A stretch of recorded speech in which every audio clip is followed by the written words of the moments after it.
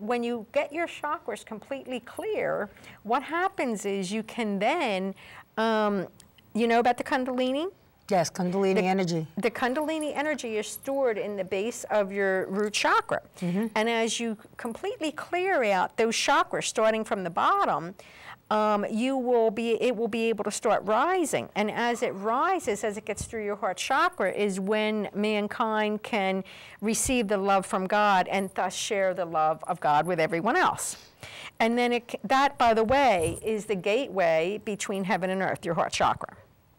So when you get past the heart chakra, you start to be aware of the other worlds and that we're not just alone in this world. And as it works its way up, then when it can get through your crown chakra is when you actually kind of get that halo. That's what that halo represents, or the lotus flower. Because now you got clairvoyancy because your third eye is open, and now you got your crown chakra open, and the Kundalini actually goes through. And a similar Kundalini comes down, and they go like this. And you can ask any question in the world and get your answers at that point. Really? Yes. I remember when we were doing, I was taking my Reiki classes, and there was an exercise that we did during those classes where you can ask a question and get an answer. And it was interesting. I think you would just close your eyes and ask the question and just wait to see what you either saw in front of you or what you heard. And it was interesting. Well, I'll tell you what, when the Kundalini rises, it is truly blissful. I mean, you've read about this, but you really, unless you've experienced it, it's just an unbelievable feeling of bliss. Physically, it's blissful, mentally, it's blissful, and there's something, I forget what they call it, but it's like, there's an Indian name for it. It's like a red teardrop, and it's like a nectar of the gods or something like this that gets dropped between those two connections, and it spreads through your body, and you're walking on a cloud, honey. Oh my God, you know. So it is definitely something to desire, and when you're doing that, you're really open and one with everything. So it's a wonderful thing. And one thing I want to caution people, since we are talking about this, is don't try to force the Kundalini open, because people have been reported to have gone psychotic. How about people going on fire because of the misuse of the Kundalini energy? I've heard that it gets very hot and you can even burn up. Well, you know what? I do know that when it does start to rise, because I went through it myself, and I still go through it when it does rise, you get very warm. Right. The energy is very hot.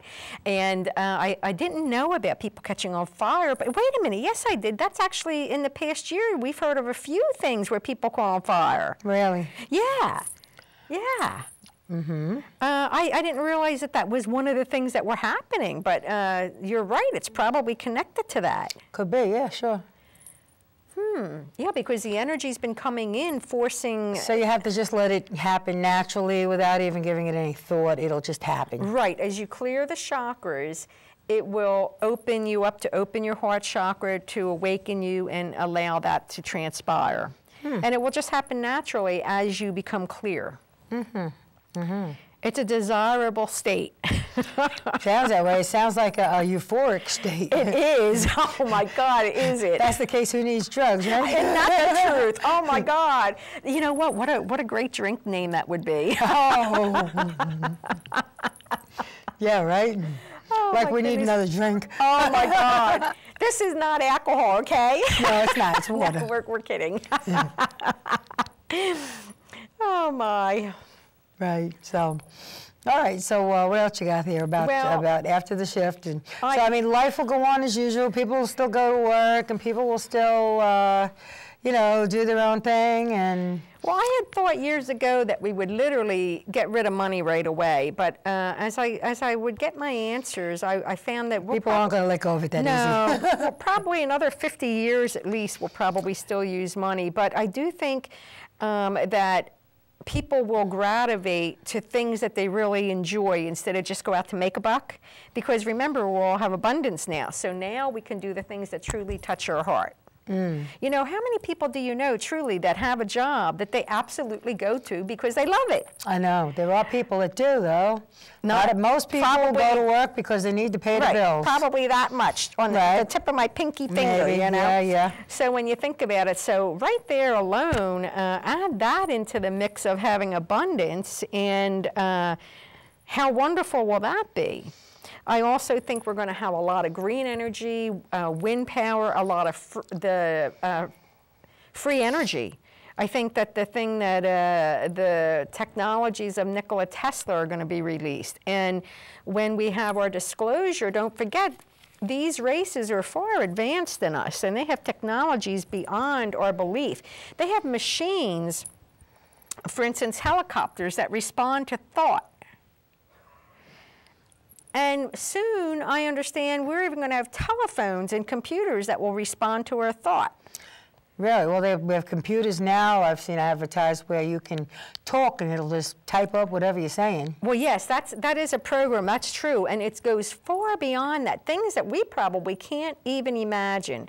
And I do believe that one of the things that I'm really looking forward to is being able to see some of my passed over loved ones, because I do believe, I think it's going to come in, first of all, I think it's going to come in waves. The people who are ready now will be able to see and do and teach. I think that the people who will go at, you know, right away and be in that space of ascension will be the teachers. And then there will be another wave. I mean, the door is going to be held open till about 2032. For everybody to make it. So nobody's left behind, you see? If you remember in past prophecies, they would say, oh, there was going to be a split in the earth, and some people were going to make it, and some people were going to be left behind, and so forth. And now we have passed that prophecy. Now everybody, see, the earth is rising in frequency, so we have no choice. Everybody's going to go. Good and bad. Well, I am sure that some will choose to go elsewhere or perish because they can't handle the energy. But I do think that the bad will have no choice but to turn good, the ones that stay. In other words, they'll see the light. Yeah. They'll come to the conclusion that they've been wrong all this time. Yeah, I really do believe, I just don't see any other possibility. I hope you're right. Yeah, I mean, think about it. If suddenly you know that God's there and He loves you, and if you were evil, and you realize that God still loves you, and you have abundance, what's there to be evil about? Well, that's true. It's true that, you know, once you realize all that, but hopefully that these people will, you know, will come to the conclusion that, that they should have been good all along, and they'll stop their evil ways and you know, and make up for what they've done, and try to you know, how could I put it, you know, go back and make amends or whatever. And I think that those that are incorrigible will be taken off planet. That's also what I've heard. There are people that are really that defiant, huh? Yeah, I mean, I guess so. I mean, I would hope that almost everybody could turn, but I am sure there are a handful of people that can't do anything with them. They can't do nothing with it. Right, they're incorrigible. That's it. What can you do? You know, so, and I do think that, I don't know if you've noticed it, but suddenly I've been seeing a lot of laws and petitions come around to protect the animals, which I'm really happy about, because I hate to see this cruelty I've been seeing. I don't even want to go into that. Yeah, oh, that just blows my mind how people can hurt harmless animals. But now they're actually putting out laws that it's well, here, it is now a felony. Animal cruelty is a felony, punishable by 3 years in prison, plus monetary fines. Yeah, thank you. So if anybody has any idea of hurting an animal, don't get caught, because you can wind up in jail. People don't realize they can wind up in jail. Well, we're letting them know right now as we're talking, right? So that, I think, is wonderful. Now, on that topic of animals, I think that as we go through life, too, we will all become vegetarians. Well, that's good too, because you know, sometimes I say, you know, I mean, I love animals, but I eat meat. Why? But I couldn't kill an animal to get the meat. Right. You know what I'm saying? And I'm saying to myself, you know, am I being cruel by eating the meat that somebody else killed that poor animal that suffered? You know, and it would be nice. I'd say, you know, like, God, why can't we just have cruelty-free eating, you know, and enjoy it, not miss the, and besides, animal fat's the worst thing for you. Yeah. Well, you know, we were raised with it. When it comes in a sterile-looking package in the supermarket, you don't connect the dots. Exactly, you know what I mean? Exactly. But lately, I've been getting flashes of the animals, and that's like, push that plate away, you know what I mean? Ooh, you know, and I just, I think that, well, I don't think it's going to take that long, maybe a couple years before people will be mostly vegetarian. Oh, I hope you're right. And then the poor... They're going to have to come out with some good stuff to replace, you know. I mean, there are a lot of wonderful vegetable dishes that could easily replace the animals that we eat. One of the things that I've also read and heard is that the galactic people, they do not eat like we do. They eat lightly. For instance, they might eat smoothies. Vegetable smoothies or fruit smoothies, and for pleasure, maybe have a delicious salad or whatever, but they eat very lightly. And it may be that as we go along and as we become less dense, we don't need as much food. Because I think you said that in another show a long time ago. Yeah, I don't think we're going to need as much food. We won't need that heavy weight, you know, of the feeling of the meat. And it won't be a preoccupation. Right. So we'll just eat for pleasure and also for a little boost maybe here and there. But I don't think we'll have to sit down and have 3 meals like we do now. Well, you know, a lot of people consider, and I do too, eating an enjoyable event, an enjoyable pastime, you know, and especially something that you really like. And especially that, you know, that's why they make desserts, because it's really something you enjoy having after the meal, you know what I mean? Things like that. And I think about it, and I say, you know, I really wish that things were different, that we were maybe created differently so that we didn't have to do all this, and that people didn't have any mind to be cruel to animals or even to other people. You know, because there are people also, I mean, there are people that are cruel to children and cruel to the elderly and cruel to, I don't know, and you would hope that they get somehow straightened out by God about what they're doing.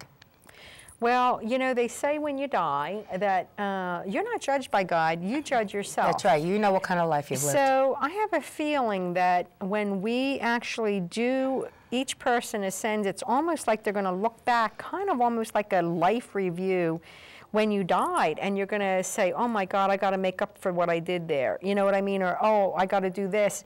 And I think that that's the way it's going to go. I hope so. It would be good that people will come to the conclusion where they've done wrong, where they've hurt people, animals, or Mother Earth.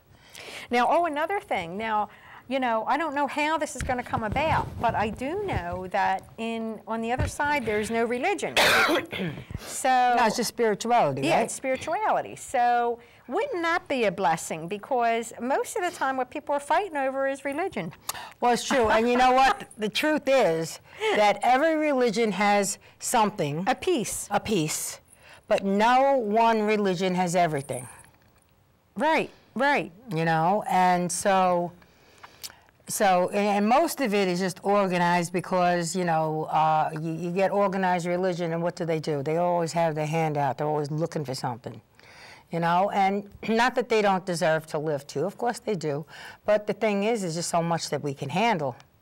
Well, heck, and if you've ever been to the Vatican and seen all the gold there, and then yet of their flock, some of them don't have a roof over their head, and their Catholic Church has more property than anybody all over the world. I know, and they're just about the richest, if not the richest, institution in the world, but yet they're not taking care of their people. Yeah, that's right.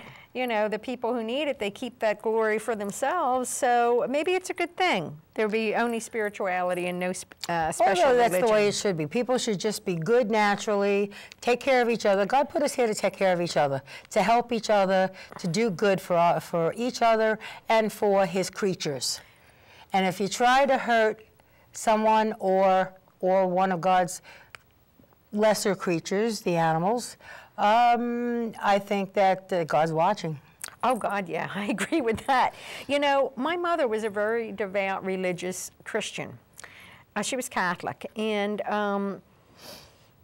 when she crossed over and she came back to me, I mean, my mother petitioned God to be one of my guides. That was so cool, because when she was still on earth, she didn't really understand my work, although she supported me in it. And it was very hard for her to accept, when she crossed over into spirit, that it's not the way religion teaches you.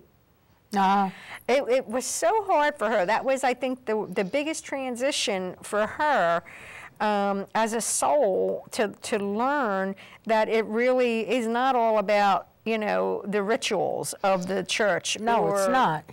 And don't forget, a lot of these books and Bibles, every religion's Bibles has been twisted to suit the needs of the. They've been written and rewritten, and it's like the game of telephone. By the time you get to the 10th person, the whole story is changed. It's a completely different story. You know, it's a completely different thing. And so, you know, and all of that. But, and then, you know, like the Catholic Church tells you, if you don't go to church on Sunday, it's a mortal sin. You're going to burn in hell just for not showing up in church. Meanwhile, Jesus himself said, go in your room and pray. You want to talk to God, you can talk to him anywhere. It's true, I agree with that. And one of the other things is, now I do expect that we will still have some land changes as the Earth gets used to her new position in the solar system. You mean like earthquakes and volcanoes? For the next couple of years, I do think we'll still have that. And then I do believe that the weather will even out and be just beautiful around the whole world, instead of being super hot or super cold in different locations, that the weather will be moderate. I used to say, you know, why couldn't we have the weather that some of these places have, where it's like 80 degrees all year round? You don't need a coat, and you don't need and you don't need to really you know, put on something that's really slinky either, because to keep cool, you know? Yeah. You just get dressed, everything's fine. So I think that will be a wonderful thing. Also, the Earth will improve with the technology after disclosure of our star brothers and so forth and sisters. Pollution will be eradicated. The Earth will spring anew. And imagine without the radiation, the pollution of the oceans and the sky and the air, you know, and just everything. Well, everybody would probably live a lot longer too, because they wouldn't be breathing in all this stuff. Well, you know, if you look back in the Bible, some of those people lived 800, 2,000 years. Well, even that's an exaggeration, though, because... Can you imagine? I mean, we don't know. I mean, it could be. Well, it's my understanding that the human body was built to last, if it's well taken care of, 120 years. I know, that's true. I've read that or seen that myself. However, we are going into unprecedented times. I mean, our bodies are becoming more crystalline, less dense, more light, and we'll be able to get the light and energy from the sun. Now, I don't know, if we're in the angelic realm, we are going to be human angels, so to speak. So that may just change that whole tune. Who knows? Now, but some people will be human angels, others won't, or what? I think that everybody will get there. I mean, we're all angels. Just like when we did the thing before the show where we all pulled out our wings, everybody had them, didn't they? Okay, we all have our wings, and I think it's just a matter of getting to where you're at the point to go to the higher dimensions in your consciousness and physically too. So I think that everybody will get there, and it's been planned that way. We didn't know it years ago, but we've light workers and people who have known about this ascension process have pushed the light agenda so much that it's been successful, and we've turned a corner, and there's no going back. There's no going back. You know, we've made it. Now it's just a question of going through maybe a little more rough stuff for the few more years while everything, just like a new birth. It's a total new birth. It's a rebirth. It's the beginning of a new cycle. You know, now you have to go through the birthing pangs, more or less, but it's still going to be wonderful.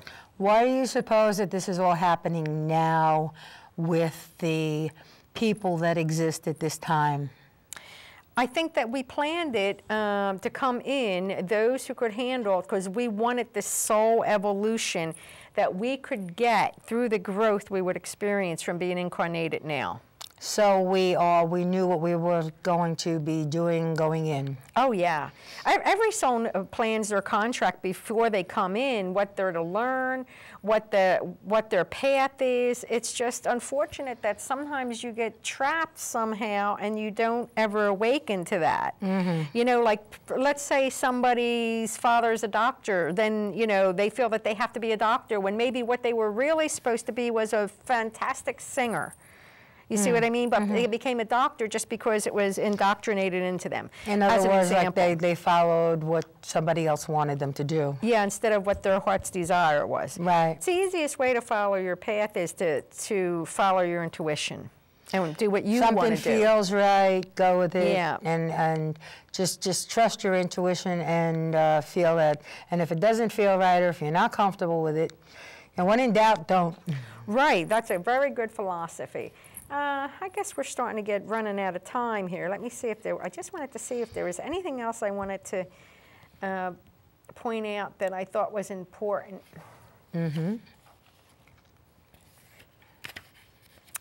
So this was something, we've been talking about really two themes running here. We've been talking about the end of the bad times and the good times coming in. So we'll probably for the next period of time see exposure and disclosure of things that, that we didn't know before, that were hidden and now come to light, and at the same time wonderful new things coming to be.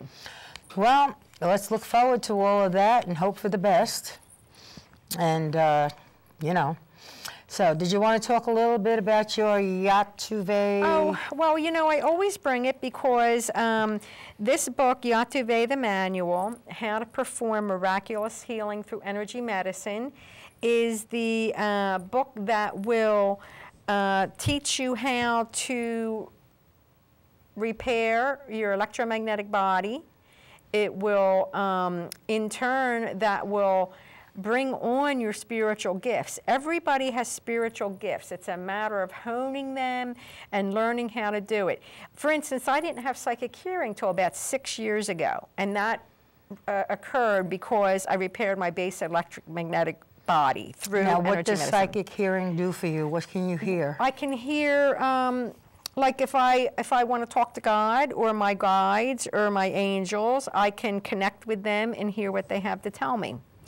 So, you know, it's like divine guidance. That's the way to say it. Divine guidance for people who are religious, who would want to say that you can, divine guidance, simple as that. And so in this book, it has 9 different techniques that each person can use and will understand. And bearing in mind that it all works on faith, prayer, and energy.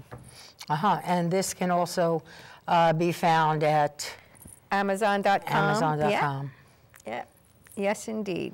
So I always like to encourage people, because just like God said on that little message this morning, learn how to work with your chakras, and that's in here, one of the 9 techniques. You know, I'm tickled that God actually went through the trouble of giving you messages to bring to the show. I know, because it's funny. It's the first time he really actually got involved. Yeah, it was funny. I was guided to say, because when in the twilight of the night, when everything is still, you can get your best answers. And I asked. It's true, because most people are asleep, so there's not a lot of brain activity going on in the middle of the night. And a lot of noise and destruction and chaos and stuff. So I just asked, I said, is there something you want me to tell people? And that was the message. Well, it'll be told here on Staten Island from the CTV, and it'll also be told on YouTube, because we are, you know, my shows go on to YouTube. If you want to see the shows on YouTube, I have about 37 shows, I think, there now, and counting. And you can go to YouTube and type in Spiritual Exploration, and then my name if you want to, and see the shows. That is wonderful. They've been watched in 153 countries so far. How wonderful is that? Yeah, yeah, I'm really thrilled about that. I'm known all over the world. How about that? And it's been, what, 13 years? 13 years. 13 This years. past August, yes, it's 13 years that I've been putting out spiritual exploration, and I know that it's something that God wants me to do because I'm reaching now. I've had the opportunity to reach a lot of people, and people, you know, I feel that people are gaining something from it, and it's good for my karma, and it's good for the world, and I'm just hoping that I get the messages through to a lot of people and that they are better off for it, or they have better lives. I've had people actually tell me that whatever, you know, certain things that they've picked up or people that they've met through the show, whatever, have definitely improved their lives, which makes me feel really good. Yeah, and you know, it's a wonderful accomplishment. I think I was here on the show on the anniversary. I remember we were talking about it. That's right, it was August. Yes, we were talking about it. Well, so it's a wonderful thing you're doing, and I'm happy to be here. And I guess we're getting down to the point, so maybe we should wish everybody a Happy New Year. Yes, absolutely. We have 2013 coming in. 2012 will be over. The shift will be over, and we're looking forward to 2013 so that we can all enjoy all the wonderful things that Adolphina has said that we are going to be enjoying.